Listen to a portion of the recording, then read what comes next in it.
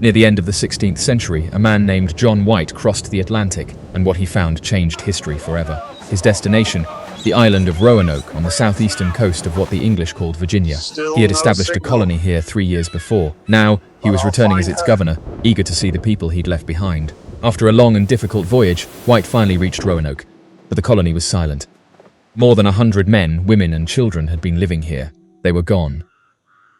The houses had been stripped. The colonists' possessions were gone. The colony had been empty for a very long time. All they found were bars of iron, a few old cannon pieces, and 5 looted chests. On a nearby tree, carved into the bark, were CRO. And on a large post at the colony's entrance, one word. White knew what this meant. Before he left, he and the colonists had made a plan. To understand what happened to Roanoke, we need to go back to the very beginning. The story begins in 1584, when 2 ships crossed the Atlantic to find the perfect location for England's first permanent colony in America. They were searching for a location that was strategic, sheltered, and hidden from the Spanish, who already claimed much of the continent. In mid-July, they made landfall on a string of barrier islands known as the Outer Banks, and they loved what they saw. The English quickly developed friendly relations with the local tribes, and were soon invited to visit the village on Roanoke Island. After a month of exploration, the scouting expedition returned to England with 2 Native Americans aboard. Their names were Manteo and Wanchese, and they would play very different roles in the story to come. The man behind the enterprise was Sir Walter Raleigh, and upon hearing the reports, he immediately began planning a permanent colony. Raleigh was knighted by Queen Elizabeth, and the new land was named Virginia in honor of the Virgin Queen. In April 1585, a fleet of 7 ships departed England, 600 men bound for Virginia. 600 men, soldiers, craftsmen, and settlers, loaded with enough supplies to last a year. But navigating the Outer Banks is notoriously treacherous, and the flagship ran straight into a hidden shoal. The flagship grounded, and with it the bulk of the provisions were ruined by seawater. The scope of the colony had to be drastically reduced. Instead of hundreds of settlers, only about 100 men would stay. Roanoke Island was chosen for its strategic value, hidden from Spanish patrols with quick ocean access. With the natives' approval, they began construction of what would become the Roanoke colony. A second wave of supplies was supposed to arrive before winter. It never came. The Queen had redirected the ships to other concerns. The colonists ran out of food and had to rely on the generosity of the natives, who had very little to spare. Something terrible was spreading. Every time the English visited a native village, its people began to die. The English were carrying invisible pathogens, diseases to which the natives had no immunity whatsoever. They had no idea what was happening, but the natives had a theory: the English could kill from a distance with invisible bullets. Governor Ralph Lane had grown deeply suspicious of Wingina, the local chieftain. He believed the natives were plotting against the colony. Wingina, for his part, had decided to remove his people from the island, retreating to a larger village on the mainland. Cohabitation had become impossible. The 2 peoples had grown too suspicious of one another to share the island. Lane decided to take preemptive action. On June 1, 1586, he led his men to the mainland village. What followed was a massacre. Lane and his men attacked the village and killed Wingina. The chief was decapitated, a brutal message to every tribe in the region. Then a week later, a large English fleet arrived, commanded by the renowned Sir Francis Drake. Given the violence and the lack of food, it was decided to abandon the colony. The colonists were hastily evacuated. All the colonists came home, all except 3, who weren't found in time. They were left behind, they were never heard from again. The first colony was by every measure a categorical failure. They'll return before the tide turns.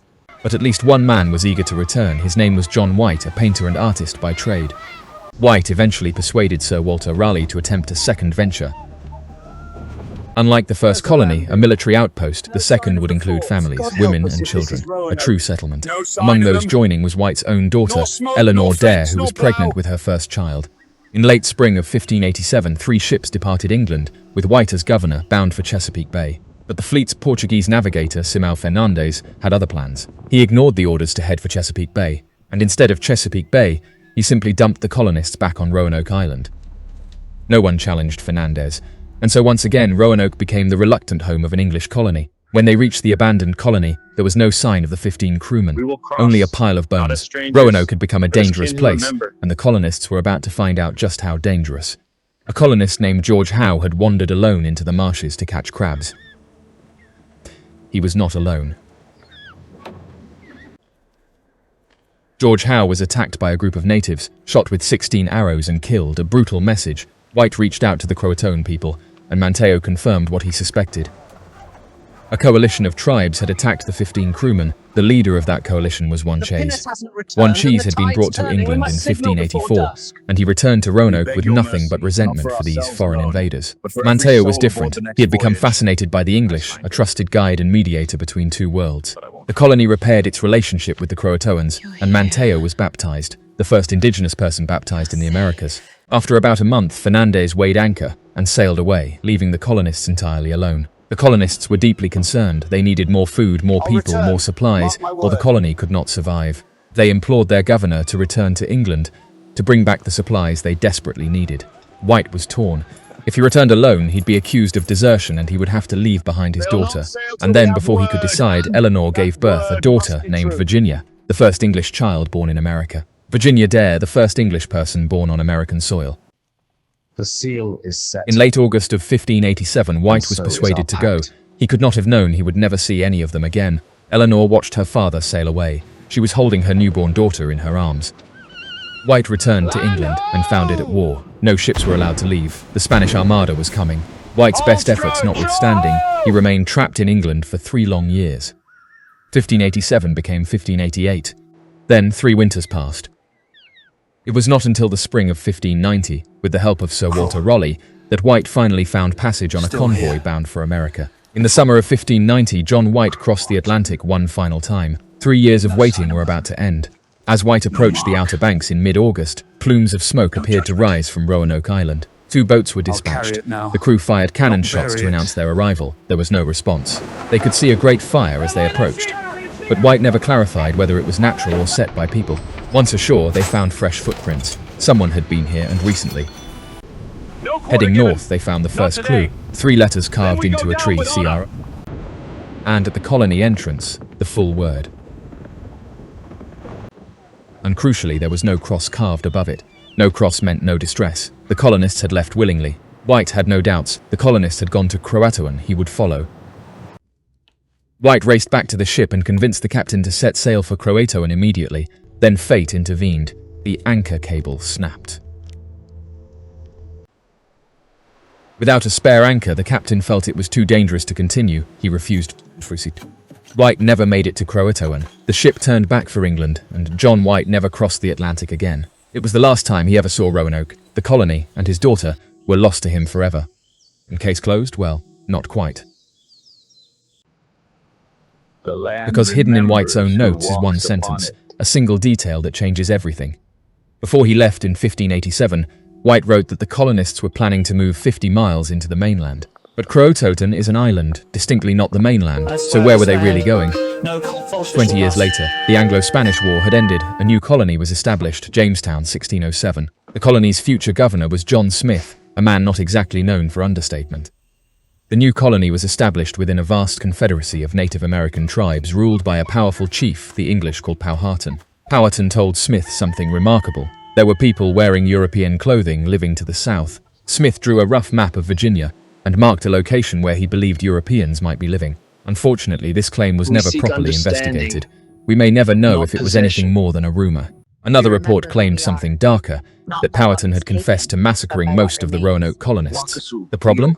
Smith himself makes no mention of this alleged confession, and Smith was not known for leaving out a good story. When White found the colony in 1590, he reported no human remains and no signs of a battle.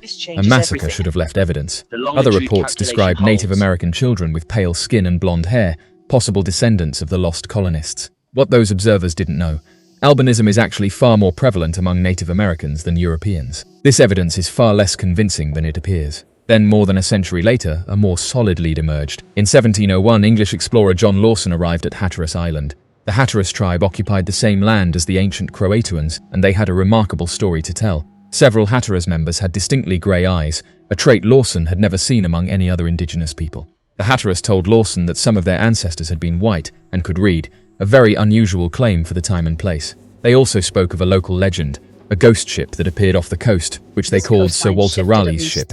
Lawson became convinced. The Hatteras were descendants of the Roanoke colonists, absorbed into the indigenous culture over a century of shared life. So we now had 2 sources, over a century apart, pointing to the same answer. The colony went to Croatoan. Then, in the late 1930s, a series of peculiar stones suddenly brought the mystery roaring back to life. The stones claimed to carry messages from Eleanor Dare, written to her father John White, describing terrible tragedies. They were all fake, well, all except the very first stone, whose authenticity remains in dispute to this day. The first stone's composition makes it well suited for carving, but a poor choice for a forger, as artificially aging the fresh marks to match the surface weathering would have been extremely difficult in the 1930s. On the other hand, the man who supposedly found it was never heard from again, and the location of its discovery was conveniently kept secret. Modern archaeological excavations at Roanoke have confirmed a 16th century English presence, but they've done little to determine what happened to the colonists. Excavations on Hatteras yielded a mix of Native American and European artifacts, including the hilt of a 16th century English sword, but nothing definitively linked to the Lost Colony. Then, in late 2011, everything changed. Researchers from the First Colony Foundation were examining John White's original map of Virginia, and someone noticed something. 2 small patches had been applied to the map. Historically, patches like these were used to correct minor errors, so no one had ever paid them much attention. Under the lower patch, exactly what you'd expect. Minor corrections, nothing unusual. But under the upper patch, they found this. A 4-pointed star. In 16th century cartography, this symbol had one specific meaning, a fort. A comparable symbol appears on maps from the early 17th century, always indicating a fortified settlement. The paint used to draw the symbol matches the paint used elsewhere on the map, suggesting White himself drew it and then concealed it. Even more astonishing, a second symbol, painted in nearly invisible ink on top of the patch, could be faintly seen with the naked eye. It had been hiding in plain sight for 400 years, and the fort was situated approximately 50 miles of Roanoke, on the mainland, exactly where White said the colonists planned to go. The location was quickly named Site X because X marks the spot. Archaeological digs at Site X uncovered fragments of pottery and bits of metal, indicative of an English presence in the region, but the fort itself has never been found, if it was ever built. Why was the fort concealed? Because in 1608, the Spanish ambassador had an illicit copy of Smith's Virginia map made in secret and passed to the King of Spain. England had good reason to hide sensitive information. Spain was actively searching for English colonies in America. The Roanoke colony was never marked on any surviving map, a deliberate omission, and Spain never found it. This secrecy served its purpose. The 50 miles into the mainland note, the hidden fort symbol, they point to the same location. The most compelling theory, the colony split into 2 groups. One headed to CROATOAN to await White's return, the other headed 50 miles inland to Site X. Tree ring evidence shows the region suffered one of its worst droughts in 800 years, starting just after White left in 1587. Without water, without food, and under constant threat, the colonists had every reason to move, and quickly. As months became years and years became decades, survival meant adaptation. The colonists may have started families with the indigenous people they lived among, becoming inseparable from the communities that took them in. Not only would this explain the disappearance, but also the Croat inscription, the 50 miles notation, and the grey eyes of the Hatteras. And the first Dare stone was supposedly found just a few miles north of Site X. Even skeptics find that geographically interesting. Some researchers believe the colony went ahead with the original plan and relocated somewhere along the coast of Chesapeake Bay instead. Others believe they were lost at sea, attempting to sail back to England in the small boats left at the colony. Without a more localized location to search for corroborating evidence, there is virtually no hope of final resolution. Whatever the answer, it may lie somewhere at Site X, just waiting to be found. Let's step back and look at the full picture, the geography, the evidence, and what we can reasonably conclude. Many questions remain.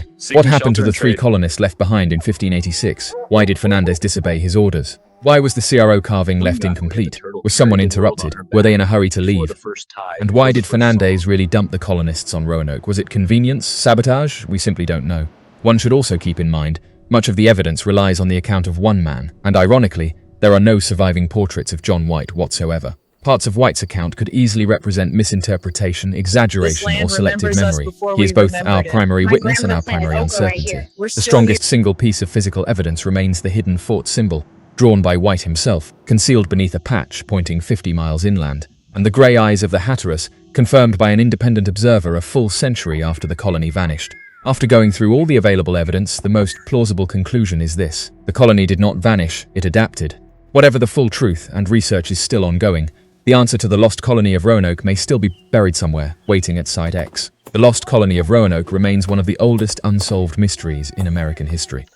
Over more than a century, the clues accumulated slowly. 1584, 1585, 7, 1590, 1608, 1701, 2011. 2 ships crossed the Atlantic and found a promising land. Friendly contact was made. Manteo came to England. A colony of 100 men was built on Roanoke Island, and within a year it had collapsed. The second colony arrived. Virginia Dare was born, and White reluctantly sailed for England. White returned in 1590 to find the colony empty, the word CROATOAN carved in wood, and he never made it to that island. And in 2011, a hidden fort symbol on White's own map pointed toward an inland location, Site X, that had never been properly excavated. The research is ongoing. Excavations at Site X continue. New technology is being applied to old clues. The smoking gun, whatever it may be, is perhaps waiting to be found just below the surface. 115 people walked away from Roanoke Island in the late 1580s. Where exactly they went, we still don't know for certain. If the colony did go to Croatoan, and the evidence strongly suggests at least some of them did, what happened next? Manteo, who had lived in both worlds, would have been the crucial bridge. His relationship with the English made their reception possible. Over the following decades, as years became generations, the English and the Croatoans would have become one people. Stories of the original English arrivals would have been passed down through generations, eventually becoming legend. And the legend of Sir Walter Raleigh's ghost ship, still sailing those waters, became part of Hatteras oral tradition. Here is what we know with reasonable confidence. The colonists left Roanoke willingly and without distress. At least some went toward Croatoan. What we don't know, whether the split colony theory is correct, whether Site X holds the fort, whether any descendants can be identified today. Whatever happened to the lost colony, the people of Hatteras Island are still there, living descendants of a story that began over 400 years ago. The outer banks of North Carolina still stretch along the coast, the same waters, the same winds, the same mystery. Today, Fort Raleigh National Historic Site preserves what remains, or what is thought to remain, of the original Roanoke colony. And Site X, if it is indeed the location of the city of Raleigh, remains largely unexcavated. The answers may still be there. Modern technology, including aerial LiDAR scanning, is now being applied to search for buried structures that surface excavation might miss. Ground-penetrating radar surveys are revealing buried anomalies below the surface, possible structures that have yet to be excavated. If the colonists reached Site X, they would have built a fort, small, rough, defensive, but designed to last. In this fort, if it was built, families would have lived, children would have grown up, English would have been spoken. Eventually, contact with nearby indigenous communities would have been made. And from there, integration, trade, survival. Decades later, you would not have been able to tell where English culture ended and indigenous culture began. Over centuries, the forest reclaimed everything. Language faded, names were forgotten. The English colony became oral legend. And so the mystery persisted. Roanoke remained lost, not because the colonists vanished, but because the world stopped looking. But the search has resumed, and the tools available to researchers today would have seemed like magic to John White. John White spent the rest of his life writing, documenting, hoping someone would go back and find what he had lost. He faded into obscurity. Sir Walter Raleigh was convicted of treason. The colony was forgotten by the world that had abandoned it. 115 people. They had names, they had families, they were not a mystery, they were people who needed help. Among them, Virginia Dare, the first English person born on American soil. She would have been about 3 years old when White finally returned, if she survived. 50 miles, that is how far into the mainland they planned to go. 50 miles of 16th century Virginia wilderness, on foot with children. That journey through forest, across rivers, guided perhaps by Manteo or his Croatoan allies, must have been extraordinary. And when they arrived at their destination, perhaps this clearing, perhaps they felt something like hope. And they would have done what the English always did. They would have built. For years, perhaps decades, they would have lived here, quietly, without rescue, adapting. Two groups, two locations, both surviving and slowly, inevitably becoming part of the land and the people who had always lived here. The most respected current scholarship leans toward the split colony theory, but it remains a theory. The definitive proof has not yet been found. If there is a final answer to the lost colony of Roanoke, chances are it lies buried at Site X, just waiting to be found. They were not a mystery when they were alive, they were a community. 115 people trying to build a new life in a new world. John White sailed away in 1587, and the colony was on its own. They survived by becoming part of the world they had arrived in. Not a cry for help, not a final message in a bottle, a direction. The colonists left a note, and White understood it perfectly. Perhaps the real mystery is not where the colonists went, but why England waited 3 years to look for them. The lost colony of Roanoke, 115 people, one of the oldest mysteries in American history, and the answer may have been carved in wood all along. No final image breathes alone. The research is still ongoing. New excavations at Site X continue every field season. The First Colony Foundation has dedicated decades to this work, and their patience may soon be rewarded. LiDAR technology has already revealed buried anomalies at Site X that are consistent with the outline of a 16th century structure. Beneath the forest floor, just 18 inches down, a distinct cultural soil layer has been identified. Something was here. Every find, even a pottery shard, brings the team closer to the answer. Virginia is ancient. The forest has seen everything, and somewhere in it, the answer waits. Eleanor Dare, Virginia Dare. Wherever they went, they were real. Their story deserves to be found. The story of the Lost Colony is not just a mystery, it is the beginning of America. CROATOAN. 哥还在看。